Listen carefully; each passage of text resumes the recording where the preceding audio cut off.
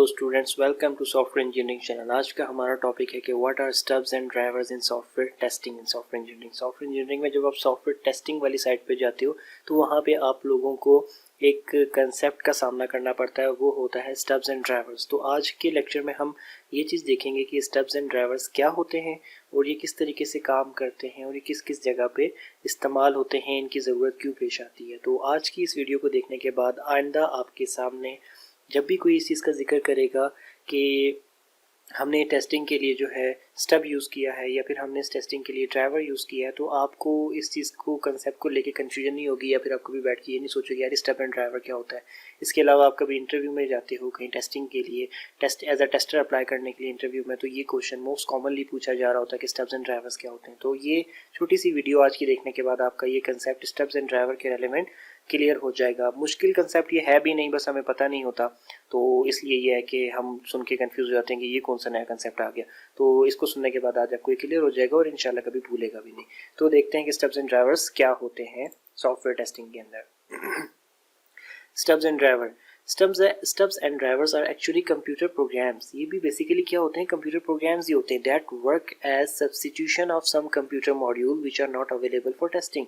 और ये सब्स्टिट्यूशन के तौर पे काम कर रहे होते हैं उन कंप्यूटर मॉड्यूल की जो कि टेस्टिंग के लिए अवेलेबल नहीं है। अब मैं आपको एक एग्जांपल देता हूँ। आप जब एक सॉफ्टवेयर बनाते हो तो वो सॉफ्टवेयर किसी एक मॉड्यूल की बेस पे तो नहीं बनता। सॉफ्टवेयर के अंदर बहुत सारे मॉड्यूल होते हैं।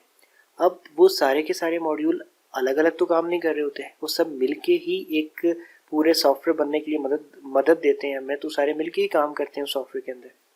तो अब होता क्या है कि आप मुख्तलिफ किस्म के मॉड्यूल बना रहे हो, और बनाने हैं या बना रहे हो, उनमें एक मॉड्यूल ए है, फिर बी है, फिर सी है, फिर डी है। अब सपोज करो कि आपका मॉड्यूल ए जो है वो तैयार हो चुका है, ठीक हो गया। अब इसने मॉड्यूल बी के साथ लिंक होने के बाद, मर्ज होने के बाद अपनी फंक्शनैलिटी प्रोवाइड करनी है, लेकिन मॉड्यूल बी अभी आपने तैयार ही नहीं किया। अब आप ए को टेस्ट कैसे करोगे? आप ए को टेस्ट तो तभी करोगे ना जब ये रन होगा, और रनिंग इसकी डिपेंड करती है बी पे, और बी आपके पास अवेलेबल नहीं है। तो फिर आप क्या करते हो कि क्योंकि अभी बी का मॉड्यूल बनने में, मॉड्यूल बी तैयार होने में टाइम लगेगा, तो आप क्या करते हो कि कोई सब्स्टिट्यूशनल मॉड्यूल बना लेते हो। मतलब एक टेम्परेरी सा कुछ ऐसा डमी प्रोग्राम बना लेते हो जो कि मॉड्यूल बी की ज़रूरत पूरी कर दे थोड़ी देर के लिए मॉड्यूल ए को, और फिर आप क्या करते हो उसके साथ आप लिंक करके मॉड्यूल ए की वर्किंग को चेक कर लेते हो। तो ऐसी कंडीशन में जो आपके जो दो कंसेप्ट यूज़ हो रहे होते हैं वो स्टब्स का और ड्राइवर का होता है।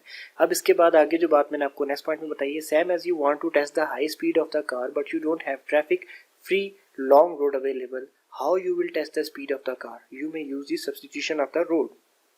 ठीक है, I will show you this in the next slide. अब वो इसमें ये बता रहा है कि देखिए, अब आपने एक हाई स्पीड कार बना ली और अब आप उसको हाई स्पीड कार को भगा के उसकी स्पीड को चेक करना चाहते हो कि कितनी स्पीड तक जा रही है। अब कैसे चेक करोगे? आपके पास कोई ट्रैफिक फ्री और इतना लंबा रोड आपको है ही नहीं, आपको अवेलेबल ही नहीं हो रहा, तो अब आप ये टेस्टिंग किस तरीके से करोगे? आप क्या करोगे, आप कोई रोड का सब्स्टिट्यूट ढूंढोगे। आप कुछ ऐसी चीज़ ढूंढोगे जो कि एक्चुअल में रोड ना हो लेकिन आपको किसी हद तक रोड की ज़रूरत पूरी करके दिखा दे।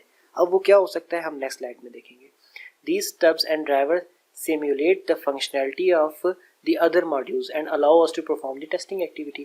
अब ये stubs and driver क्या करते हैं, ये वक्ती तौर पे या थोड़ी देर के लिए दूसरे कंपोनेंट्स को जो कि डेवलप हो चुके हैं उनकी टेस्टिंग करवाने के लिए, उनकी वर्किंग को चेक करवाने के लिए उन कंपोनेंट के तौर पे काम कर रहे होते हैं जो कि अभी डेवलप हुए ही नहीं है, ताकि जो डेवलप्ड कंपोनेंट हैं वो इनके साथ लिंक होकर तो चल सकें और रन हो सकें, क्योंकि वो बेचारे इंडिपेंडेंट तो चल नहीं सकते और जिन पे वो डिपेंड करते हैं वो भी आए नहीं होते, तो उनको आने में भी टाइम होता है। तो आप क्या करते हो, स्टब्स एंड ड्राइवर इस्तेमाल कर लेते हो और उनको इस्तेमाल करके तो जो बन चुके होते हैं कंपोनेंट उनकी आप टेस्टिंग को चेक कर लेते हो। जैसे कि मैंने अभी आपको एक रोड वाली एग्जांपल दी हाई स्पीड कार के लिए। अब ये देखें, ये आपके सामने एक कार है।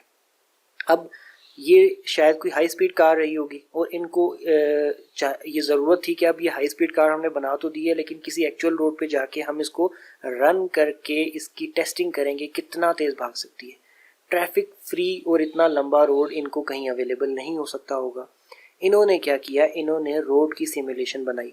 सिमुलेशन कैसे बनाई, इस गाड़ी के अगले और पिछले टायरों के नीचे देखें, इन्होंने दो टायर्स या फिर दो रूलर्स लगा दिए।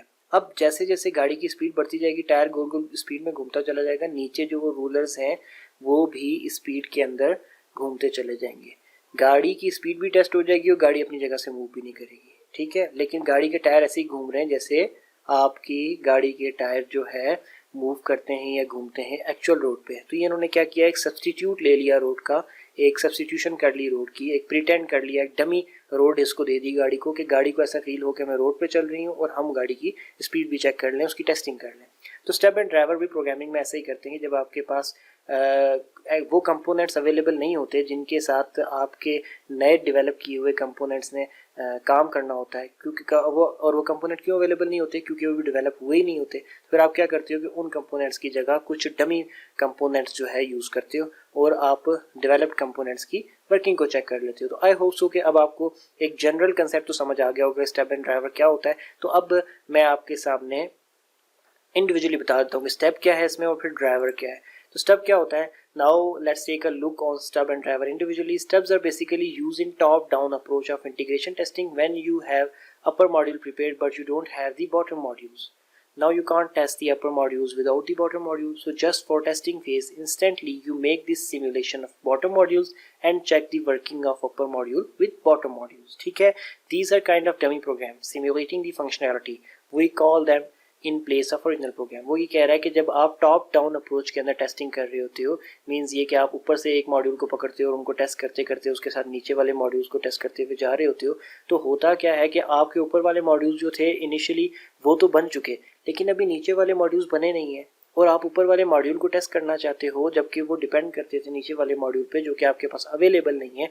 तो आप क्या करोगे, आप कैसे टेस्टिंग करोगे जब वो आपके पास अवेलेबल ही नहीं है? तो फिर आप क्या करते हो कि अब आप उनके बनने का वेट नहीं करते, आपको उनके बनने से पहले पहले आपने ऊपर वालों की टेस्टिंग को चेक करना होता है। तो आप क्या करते हो कि जो नीचे वाले मॉड्यूल जो अभी तैयार नहीं होते उनकी जगह आप कुछ डमी प्रोग्राम्स लिखते हो जिनके अंदर वो सारी की सारी फंक्शनैलिटी तो मौजूद नहीं होती जो कि एक्चुअल प्रोग्राम आके प्रोवाइड करेंगे, लेकिन कुछ हद तक कुछ एक समझ लो कि एक इन्वायरमेंट ऐसा दे देता है वो अपर मॉड्यूल्स को, वो जो स्टब होता है कि आप ऊपर वाले मॉड्यूल्स को इनके साथ लिंक करके चेक कर सकते हो। तो ये होता है आपका स्टब। इसी तरीके से ड्राइवर क्या होता है, driver are the program which we use to call the other programs. May be you will use a driver to call any stub. In other words, you can say it's a man program to which the other modules are called.